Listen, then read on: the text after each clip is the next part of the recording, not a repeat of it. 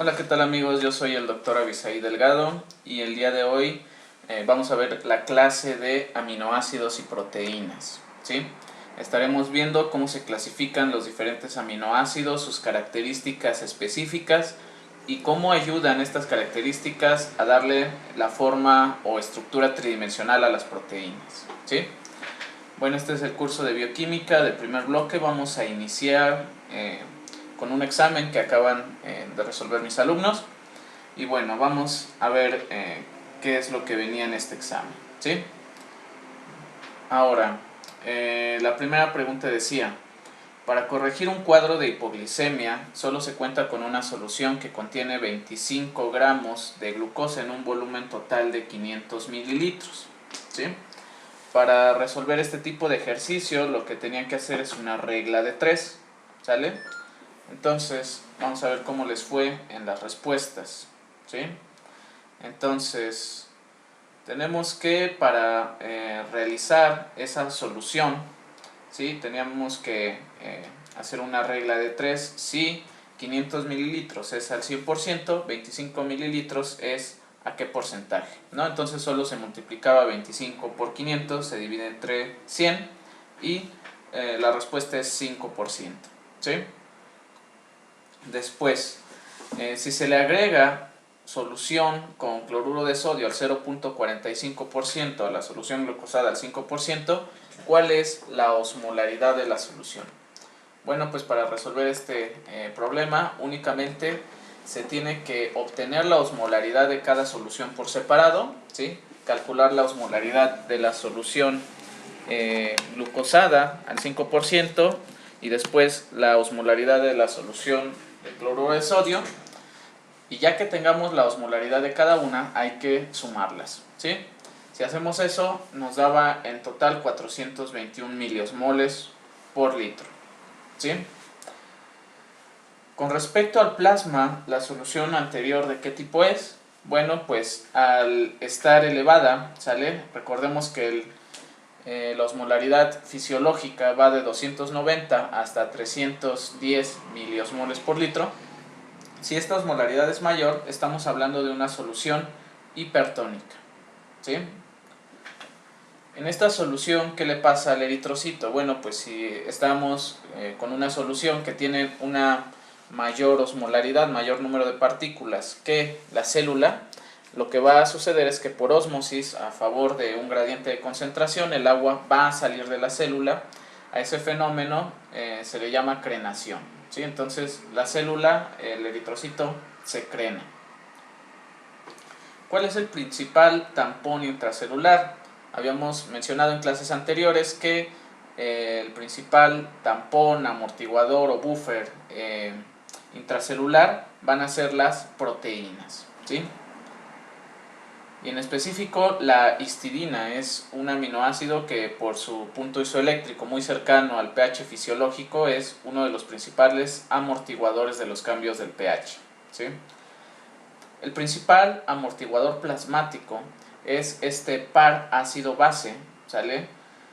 Este buffer que es el par ácido-base, ácido carbónico bicarbonato, ¿sí? Es el principal. ¿Cuál es el principal tampón en el eritrocito? Es la hemoglobina, ¿sale? Acuérdense que habíamos dicho que también actúa como amortiguador dentro del eritrocito. Produce al ácido carbónico dentro del eritrocito. Bueno, pues esa enzima es la anidrasa carbónica, ¿sale? Igual ya lo habíamos visto en clases anteriores que están aquí mismo en el canal. ¿Cuál será la concentración de hidrógenos de un paciente con un pH de 7.3? Bueno, la clase pasada vimos cómo se resuelve este tipo de problemas, ¿sale? Tenemos que colocar un 10, eso lo vamos a elevar a la Y, ¿sale? Abrimos un paréntesis y colocamos el pH negativo, ¿sale? Que si es de 7.3 colocamos menos 7.3. Cerramos el paréntesis, es importante, damos el signo de igual y eso nos da el resultado. 5.01 por 10 a la menos 8, ¿sale? que si nos vamos a las opciones, bueno, pues aquí lo tenemos, 5 por 10 a la menos 8, ¿sí? Así es como se resuelve. Y la última, ¿cuál será el pH de una solución con una concentración de hidrogeniones de 3.16 a la menos 8 molar? Bueno, pues de igual forma, ¿sale? Vamos a colocar aquí en la calculadora, ¿sí? 10 por 3. Abrimos un paréntesis, 10, perdón, ponemos 3.16, ¿sale? Eso lo multiplicamos por 10 a la, abrimos esta tecla de potencia, abrimos un paréntesis y colocamos la potencia, ¿sale? Que es de menos 8.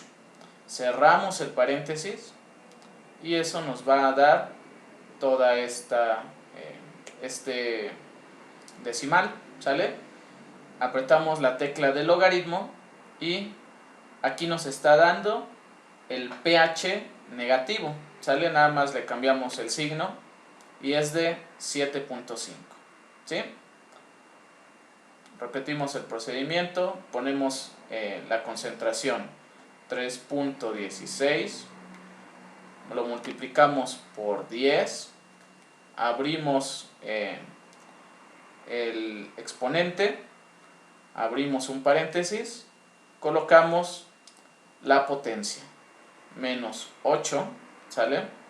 Cerramos el paréntesis, damos signo de igual, a eso le sacamos el logaritmo y ya nada más le cambiamos el signo, ¿sí?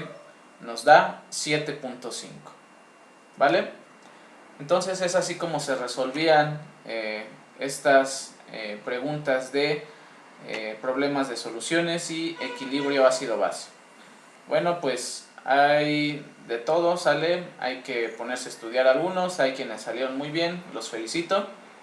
Y bueno, entonces pues vamos a comenzar con ya la clase de aminoácidos y proteínas, ¿sí?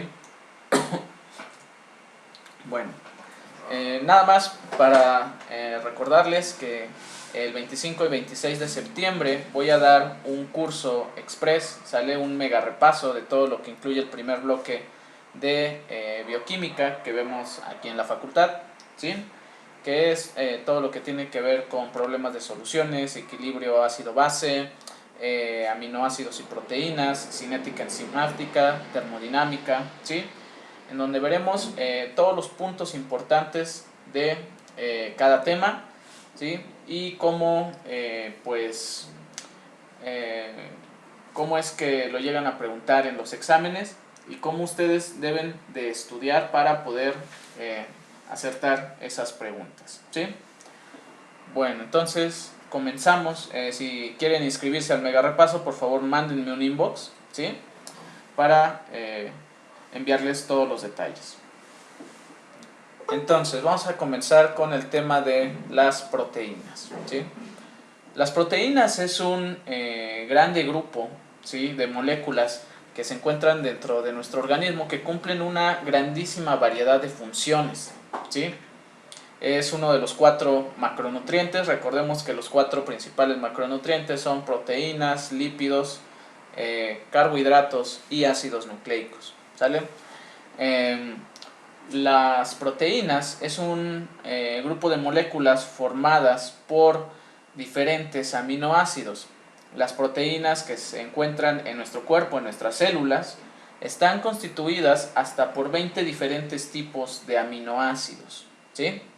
Esos aminoácidos están unidos por un enlace de tipo peptídico, ¿sí?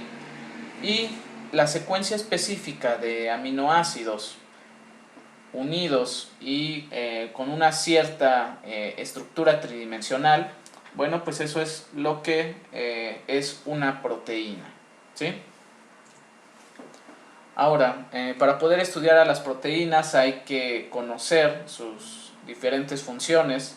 Realizan una gran cantidad de funciones dentro de las células y estos son algunos de los principales ejemplos, ¿sí? Tenemos algunas proteínas que van a servir para el transporte, para la estructura, para la catálisis, el movimiento, regulación y señalización, ¿sí? Por ejemplo, proteínas de transporte. Tenemos a la principal proteína transportadora de moléculas dentro de nuestro torrente sanguíneo, que es la albúmina, ¿sí? La gran mayoría de moléculas que circulan por nuestro torrente sanguíneo son hidrofóbicas, ¿sí? No les gusta estar en contacto con el agua, son moléculas no polares. Para que estas moléculas puedan viajar en este medio líquido, es necesario tener un transportador. Ese transportador va a ser la albúmina, que nos ayuda a llevar a través de la sangre a todas estas moléculas no polares, ¿sí? Como por ejemplo los fármacos, ¿sí? Hay muchísimos fármacos que son hidrofóbicos y tienen que ser transportados por esta proteína, ¿sí? Hay algunas otras proteínas, como por ejemplo las que se encuentran en las membranas celulares, ¿sí? Ustedes recordarán que las membranas celulares son una bicapa de fosfolípidos, ¿sale? Una doble capa de fosfolípidos, pero en esas membranas encontramos a muchas moléculas como, por ejemplo, proteínas y colesterol, ¿sí? Algunas de esas proteínas funcionan como canales, ¿sí? Que permiten el paso de diferentes moléculas, sobre todo los iones, ¿sí? A través de las membranas. Algunas de ellas son señalizadores, ¿sale? Pueden ser receptores o ligandos, ¿sí? Esas proteínas pues puede que atraviesen la membrana, ¿sí? Y que estén unidas a carbohidratos. Hay algunas otras proteínas que únicamente se quedan de un solo lado de la membrana, ¿sí? Y todas pues esas proteínas que están formando parte de la membrana pues son proteínas hechas a base de aminoácidos, ¿sí? Estas proteínas, estos canales que se encuentran en la membrana, como lo hemos mencionado en clases anteriores, casi todo el tiempo están cerrados y se abren únicamente en determinadas situaciones. Tenemos otras proteínas como por ejemplo la mioglobina, ¿sí? Que es una proteína que se une al oxígeno. Hay una proteína muy parecida que es la hemoglobina, ¿sale? Nada más que esa se encuentra en los eritrocitos, mientras que la mioglobina se encuentra en el músculo, ¿sí? En el músculo estriado, tanto cardíaco como esquelético, ¿sí? Esa proteína se encarga de unirse al oxígeno y tenerlo como reserva para momentos en los cuales necesitemos un gran aporte de oxígeno, ¿sí? Ya sea para algún movimiento muy fuerte o por un ejercicio excesivo, ¿sí? Esta proteína, la mioglobina, es una proteína de tipo globular, ¿sí? De estructura terciaria. Ya veremos más adelante cómo son los diferentes tipos de estructuras de las proteínas. Y la mioglobina solo tiene una cadena, por lo tanto es una proteína de estructura terciaria. Ahora, en cuanto a las funciones estructurales de las proteínas, tenemos de muchos tipos. Hay proteínas que les dan estructura, soporte a las células y tejidos, como por ejemplo el colágeno, la elastina, ¿sí? Y hay otras proteínas que sirven para darle estabilidad a otras estructuras, como por ejemplo las histonas. Estas son proteínas que se encuentran en el núcleo de las células y alrededor de estas se enrolla el DNA, ¿sí? Y sirven como pues estabilizadores, ¿sí? También veremos cuando veamos biología molecular que estas histonas ayudan en la regulación de la expresión de genes, ¿sí? Ya veremos a detalle cómo funcionan, pero estas son proteínas que le dan soporte y estabilidad al material genético. Hay proteínas que llevan a cabo reacciones químicas, ¿sí? Cuando una reacción química está ayudada por una proteína, ¿sale? Se dice que esa proteína tiene una función de catálisis. La catálisis es la regulación de la velocidad de una reacción, ¿sí? Cuando una reacción química yo regulo su velocidad, para hacerla que vaya más rápido o que vaya más lento, ¿sí? A ese proceso se le llama catálisis. Entonces tenemos proteínas que llevan a cabo catálisis dentro de las células, y estas proteínas que llevan catálisis las llamamos con el nombre de enzimas, ¿sí? Las enzimas son proteínas que llevan catálisis, ¿sí? Ahora, hay otro grupo de moléculas que también pueden llevar a cabo una catálisis, que es el RNA, ¿sí? El RNA o ácido ribonucleico, hay un tipo específico que puede llevar a cabo ciertas reacciones, y ese grupo de RNA que puede realizar una catálisis se le conoce como ribosima, ¿sí? Las ribosimas son moléculas de RNA con actividad catalítica, ¿sí?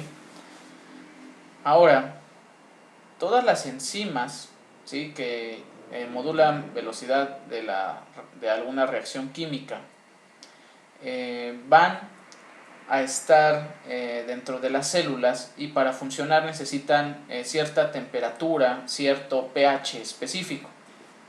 Hay una enzima que es la pepsina, ¿sí?, que se secreta en el estómago, y esta pepsina nos ayuda a activar a ciertas enzimas, a ciertas proteínas, ¿sí?, que nos ayudan a digerir los alimentos.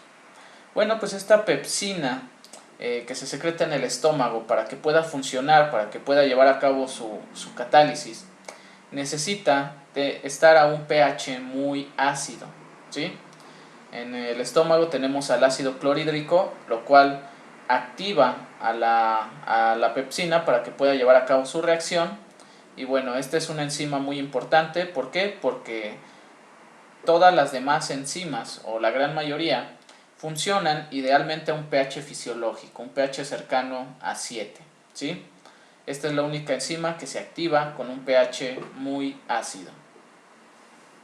En cuanto al movimiento, las proteínas ayudan muchísimo al movimiento. Hay dos principales proteínas que debemos de conocer que participan en el movimiento, que es la miosina y la actina.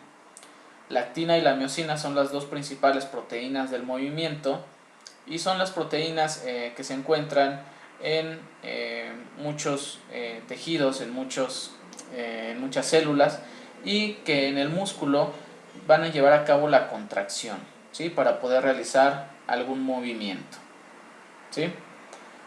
En cuanto a la regulación y señalización, vamos a ver que hay muchas moléculas que viajan a través del torrente sanguíneo llevando señales, regulando ciertas funciones, que son las hormonas, ¿sí?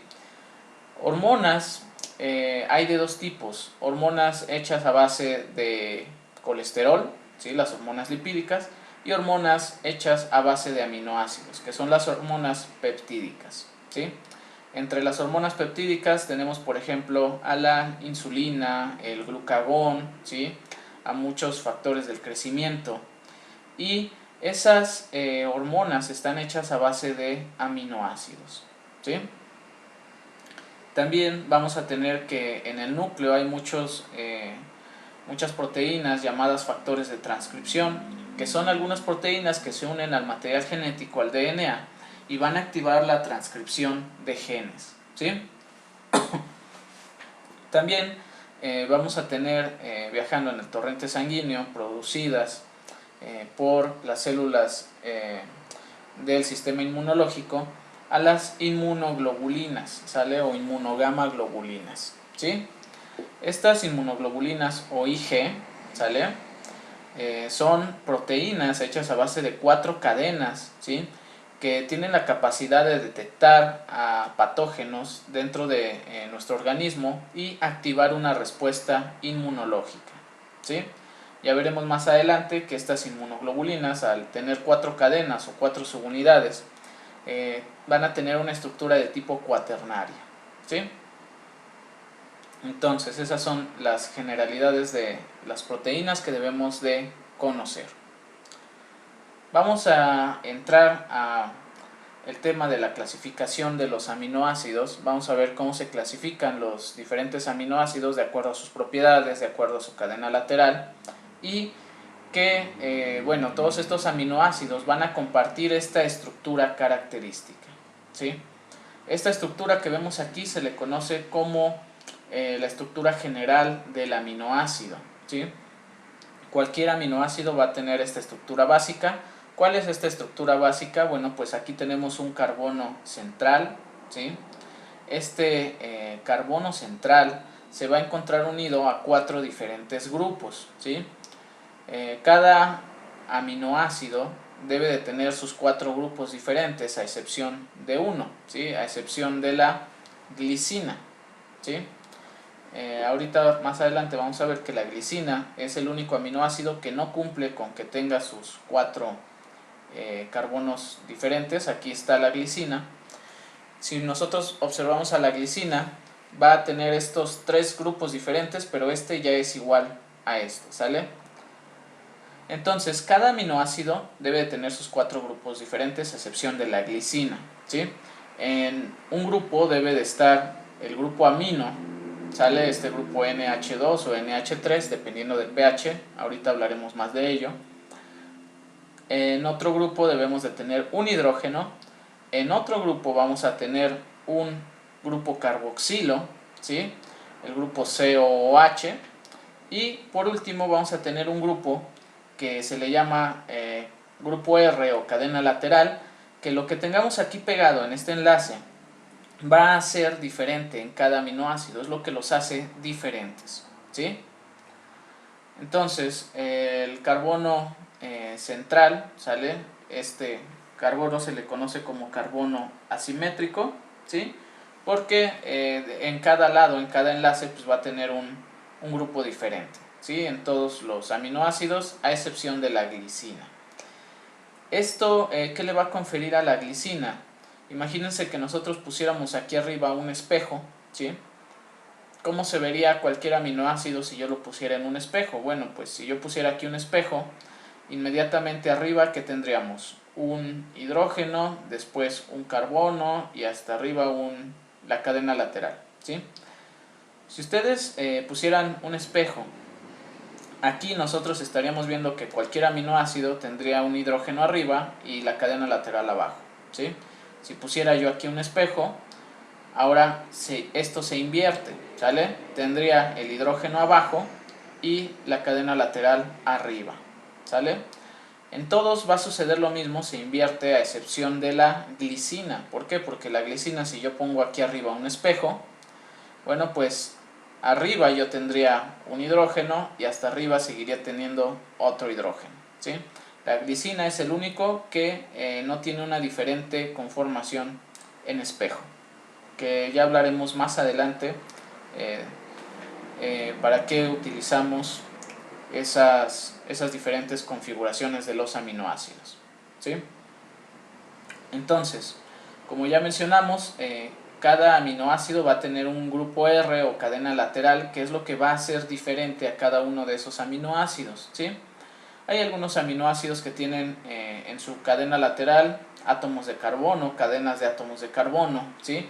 Hay algunos que tienen estructuras anilladas y hay algunos otros que tienen algunas moléculas que pueden liberar hidrógenos, ¿sí? Ahora, esta es una tablita que nos está enseñando cómo se llaman estos diferentes grupos funcionales que pueden tener los aminoácidos, ¿sí? Entonces, dependiendo de lo que tengan en su cadena lateral los aminoácidos, los podemos dividir en grupos, ¿sí? Cada aminoácido va a tener ciertas características dependiendo de lo que tenga por cadena lateral. Entonces, a grandes rasgos podemos dividir a los aminoácidos en aminoácidos polares y aminoácidos no polares, ¿sí? Los aminoácidos polares los podemos dividir a su vez en aminoácidos que no tienen carga, aminoácidos que sí van a tener carga, que son los ácidos y los básicos, ¿sí?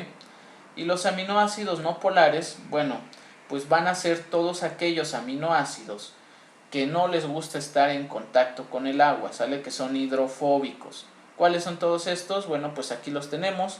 La gran mayoría de ellos son aminoácidos que tienen un un grupo anillado, ¿sale?, en su cadena lateral, o que tienen cadenas de átomos de carbono, ¿sí? Ya lo veremos más adelante. Y en cuanto a los polares, los que sí les gusta estar en contacto con el agua, ¿sí?, los aminoácidos que no tienen una carga negativa o una carga positiva, ¿sí?, son esos los aminoácidos que les decimos sin carga, ¿sale?, que son todos estos. Se les llama también aminoácidos neutros. Y los aminoácidos que sí tienen carga, que más adelante hablaremos de cuál es esa carga y cómo se da, son los aminoácidos ácidos y los aminoácidos básicos, ¿sí?, como por ejemplo el ácido aspartico, el ácido glutámico, y los básicos que son histidina, lisina y arginina, ¿sí? Entonces, como yo les comentaba, todos estos aminoácidos, ¿sí?, que son los aminoácidos no polares o hidrofóbicos, son aquellos que tienen un grupo anillado, ¿sale?, en su cadena lateral, o que tienen cadenas de átomos de carbono, ¿sí? Estas moléculas son hidrofóbicas y por lo tanto los convierten en aminoácidos no polares, ¿sí? Ahora, los aminoácidos polares que no van a tener carga, ¿sí?, que no tienen cargas positivas o negativas, son los aminoácidos neutros, ¿sale? Estos aminoácidos neutros van a tener su punto isoeléctrico muy cercanos al pH fisiológico, ¿sí? En el siguiente video hablaremos de qué es el punto isoeléctrico, cómo se obtiene y qué es lo que significa, ¿sí? Pero bueno, estos aminoácidos polares sin carga son todos aquellos que tienen su pH cercano a su punto fisiológico, ¿sí? Son todos estos aminoácidos que podemos ver aquí, ¿sí? En el siguiente video hablaremos de qué son su interior, cómo adquieren los aminoácidos su carga, ¿sí? Y ya nada más para concluir este video, vamos a mencionar a los aminoácidos ácidos, ¿sí?, que son el ácido aspartico y el ácido glutámico, ¿sí?, que su punto isoeléctrico pues va a ser muy ácido, y por lo tanto estos aminoácidos a pH fisiológico van a estar cargados negativamente, van a tener una carga negativa, ¿sí?, se van a comportar como aniones. Y los aminoácidos básicos son aquellos aminoácidos que van a tener su punto isoeléctrico muy cercano a el 14, ¿sale?, muy cercano al extremo alcalino del pH, ¿sí? Estos aminoácidos básicos, al tener su punto isoeléctrico muy alcalino, a pH fisiológico van a estar cargados positivamente, se van a comportar como cationes, ¿sí? En el siguiente video hablaremos de por qué sucede esto, pero estos aminoácidos son la arginina, histidina y lisina, ¿sí? Esto es lo que les comentaba de los estereoisómeros, ¿sí? Como les decía, si yo pusiera un espejo enfrente de un aminoácido, este se reflejaría y, por ejemplo, si yo tuviera este grupo a la izquierda, en un espejo ya estaría a la derecha, ¿sí? Eso le va a suceder a todos los aminoácidos excepto a la glicina, ¿sí? Entonces, cada aminoácido puede tener dos diferentes configuraciones dependiendo de hacia dónde desvíe la luz, ¿sale?, o de su configuración en espejo. Hay ciertas formas de los aminoácidos que desvían la luz hacia la izquierda, algunas hacia la derecha, y de ahí los podemos dividir en aminoácidos D y aminoácidos L, ¿sí? ¿Por qué es importante saber esto? Porque la gran mayoría de aminoácidos que se encuentran formando nuestras proteínas son aminoácidos de tipo L, ¿sí? Por lo tanto, en nuestras proteínas únicamente vamos a encontrar L-alanina, ¿sale?, L-aspartato, L-histidina, ¿sí? Bueno, entonces esto es todo por la clase de hoy, por el video de hoy. La siguiente clase analizaremos cómo se protonizan los aminoácidos y qué tiene que ver eso con la regulación del pH, ¿sí? Bueno, pues esto es todo por la clase del día de hoy. Les agradezco mucho estar en este canal, siguiendo los videos. Nos vemos en un nuevo video.